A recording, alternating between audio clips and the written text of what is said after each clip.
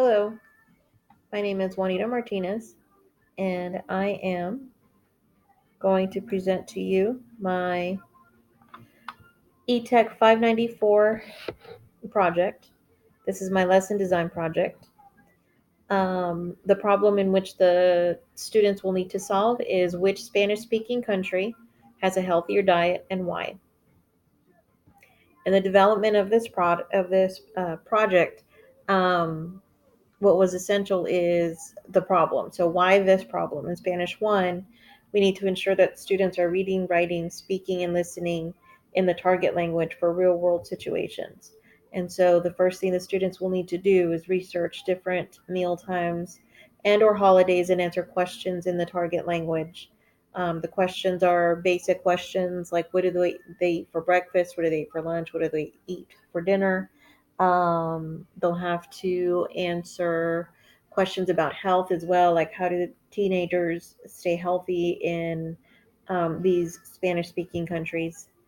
The next thing the students will need to do is reflect on their findings in English to target our district's literacy initiative through writing. And then the last thing that they will need to do is solve the problem through the research of themselves and their classmates. And so in a minute, I'll show you exactly how that's going to be structured. Um, so what the learners will gain from solving this problem will be research skills.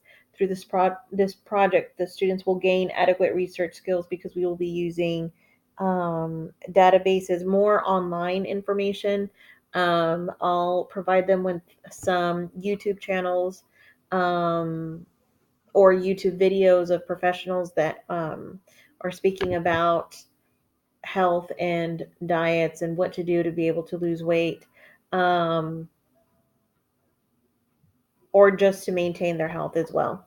Um, I will also be teaching them some writing skills. They'll grow their writing skills in both English and Spanish. Of course, in English, because we want them to make sure that they know their basic grammar and whatnot, as well as in Spanish. Spanish, of course, it's on a much lower level just because they are Spanish 1 students, so they're just now acquiring the language and really getting a better hold of the language. And then, of course, presentational skills. The students will deepen their presentational skills by presenting their findings, and they'll have choice in whether they want to do it in front of the whole class live, or they can do a pre-recorded presentation and submit the video as their presentation. And then, of course, collaboration and communication skills.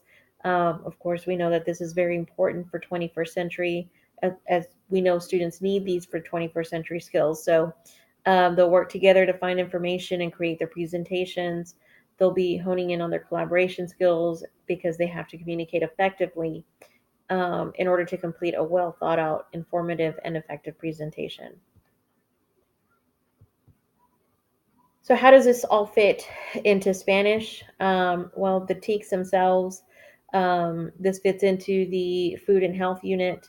We started this unit about a week and a half before spring break.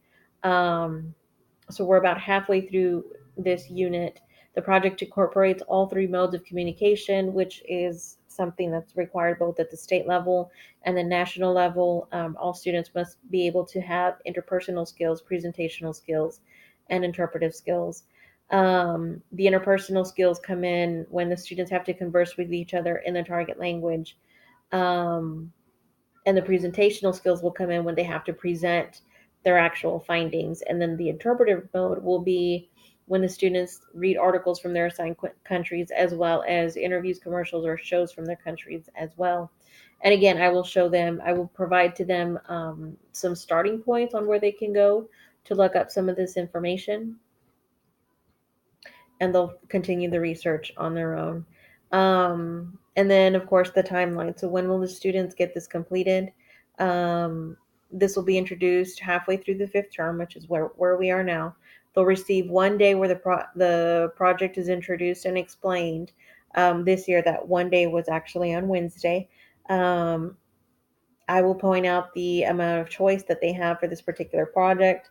In the second week, they will have time to complete the research and get the answers to their questions. I have that scheduled for Monday. Um, Monday the 26th, March 26th.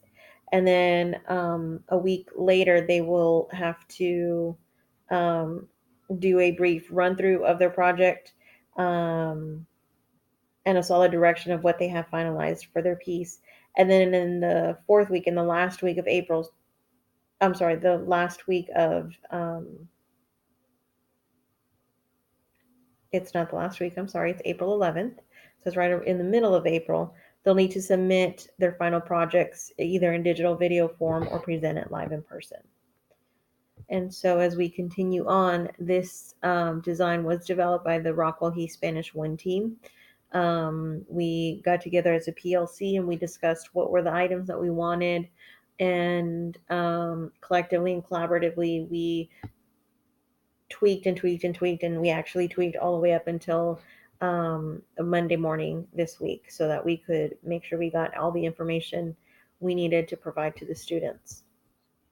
And then lastly, the questions or concerns that I have is whether this will be enough time to actually get some good quality work. And so as we look through, as I look through the project, this is the handout that the students received. And we went through all of this together. The choices again, they got to choose which Spanish speaking country they are researching food on. And we did have to put a limitation as far as how many people could have the country, because otherwise, in my experience, people would want to pick Mexico just because it's the easiest. And so we went ahead and allowed them to choose. But once a country was taken, they had to choose a different one. They get to choose which types of meals they want to talk about. Do they want to talk about breakfast, lunch, and dinner, like a typical breakfast, lunch, and dinner? Or do they want to talk about holidays and celebrations and what foods eaten during those celebrations? We also allowed them to decide whether they want to work in a group or not. The other choice that the students get is um, they get to decide which foods they want to bring to share with the class. And then they get a list of the questions that must be answered. These must be answered in Spanish, and then here's some other requirements that they have. And then these will be answered in English. And letter G here, you can see this particular one, the students won't be able to complete this portion until after all of the presentations have been done. And so we see here the students received a timeline themselves so that they know exactly what they're getting. Not only did they receive a timeline of the project, but also some important dates for tests and quizzes and whatnot. And as we go through, they see their rubric and what they're getting points on. They have to provide visuals of everything. We talk to them about making sure that they cite where they received this information from. And here, this is just a place for them to do their rough draft, basically. And lastly, this is the question. This is after all the presentations have been done. This is where they will be able to plan out their resolution to the problem at hand. I hope you enjoyed this presentation. I really enjoyed putting it together, and I can't wait to see the products that the students provide.